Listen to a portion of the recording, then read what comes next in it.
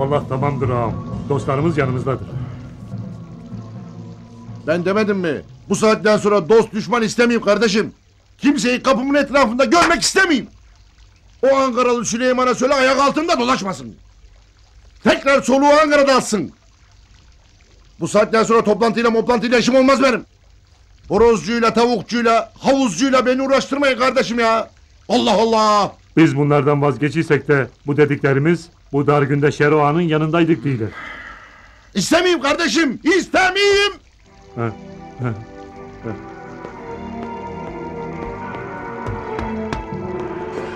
Ağam, şimdi tam olarak Ankaralı Süleyman'a ne diyeyim? Doğru Ankara'ya! Ankara'ya desin ki... Beni bu hale Ankara getirdi zaten.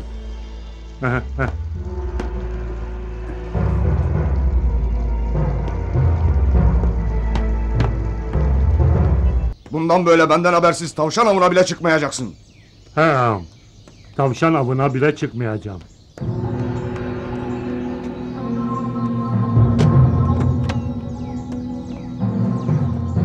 Hadi gidelim.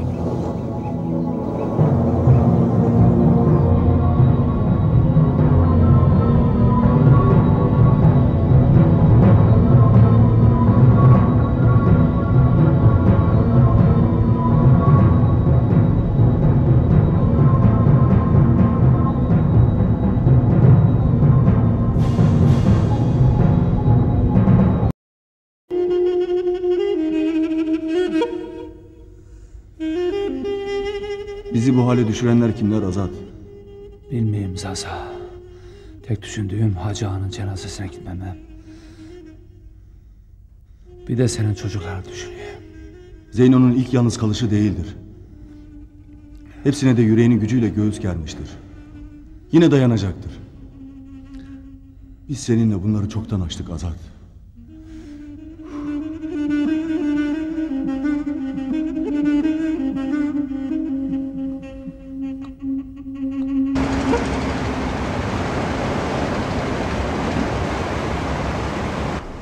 Değerli misafirler, Şero Ağam'ın rahatsızlığından dolayı temsilen ben, yani kardeşi Sado buradadır.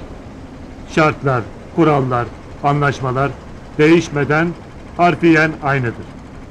Şero der ki... Anlaşılan maşallah sen olmalısın ki Şero yoksa da kardeşine bile söz hakkı vermeden onun adına konuşmaktasın. İşin açıkçası seninle mi yoksa kardeşi Sado ile birlikte mi oturan heyetin anlaşmalarına şahit olacağız? Kesinlikle biz bunu kabullenemeyiz. Kardeşi Sado'yu sever sayarız. Maşallah'a da iyi tanırız. Ama bilesiniz ki benim temsil ettiğim aşağı köyler Şero olmadan hiçbir anlaşmaya girmeyiz.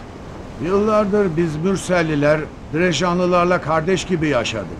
Eğer yapılan baraj, çalışması sürdürülen maden köylülere bir yarar getirmeyecekse, Şero da bu toplantıya katılmayacaksa, dün olduğu gibi bugün de Direjanlılara karşı husumetimiz olmayacaktır.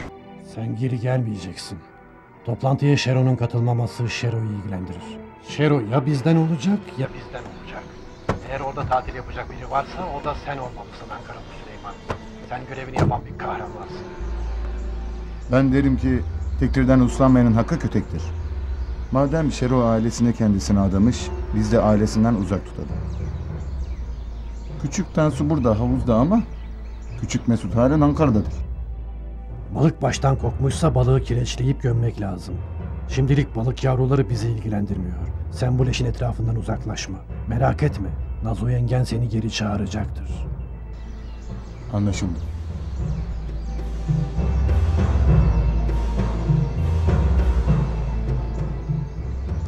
Tabii canım. Yeter ki siz isteyin. Süleyman halen yanımızda tatildedir. Anne, Süleyman amca gidiyor. Maşallah. Maşallah. Buyur ağa yenge. Ne diyorsun? Çabuk Süleyman gidiyor, çağır onu. Tabii. Aman ya zaten bu Ankaralı Süleyman buldu rahat yeri, kovsan da gitmez. Senin anlayacağın bize bir köstebek lazım. Anlayacağım hayvanlardan konuş. Peki köstebek kim? Tilkinin kuyruğu mu? Geç maşallah'a geç.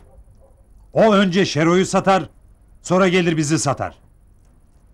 Peki kim? Kim olacak? Avukat Ahmet Kurdoğlu. Bak, Rüstem bile anladı. Her insan hata yapar. Zamanında yapılan hataları bizler affettik. Bizler de hata yapmışsak bunun karşılığını beklemek bizim hakkımız değil mi? Gördüm ki insanlar çevresiyle yüz gelir, çevresiyle düşer. Ben bugün düşüşe geçmişsem buna çevrem ve dost bildiklerim sebeptir. İşte bütün evraklar burada. Baraj davasından maden ihalesine kadar bana söylediklerinizin hepsini harfiyen yerine getirdim. Teşekkür ederim. Buyur otur. Beritan ağa bilsin ki artık bu evrakların hiçbir hükmü yoktur. Sen de artık bilesin ki şu an yalnız ailemle ilgileniyorum. İşte onları da Ankara'dan alıp gelmişim. İşin gerçeği bu Ankara var ya, bu Ankara beni bu hale o getirdi. Drajan Azad'ı başka yerde arasın. Hatta istiyorsan onu beraber arayalım. Bu anlattıklarında ne kadar doğrusun onu bilemem.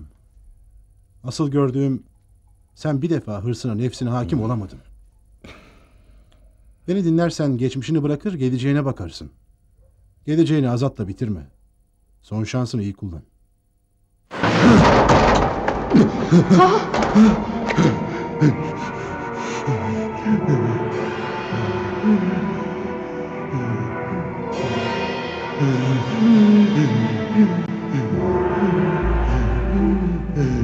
Bu senin son şansın.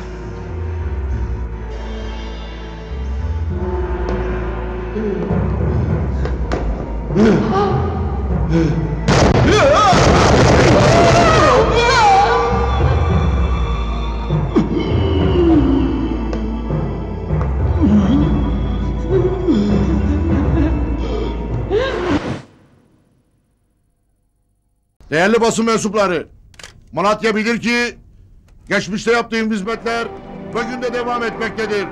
Ancak zaman zaman dost görünüp de düşman olanlar galip gelmeye başladılar. Hizmette kusur etmedim. Kimsenin tavuğuna kış demedim. Ankara'dan bağlarımı koparmışsam, memleketime hizmet veriyorsam suç mu?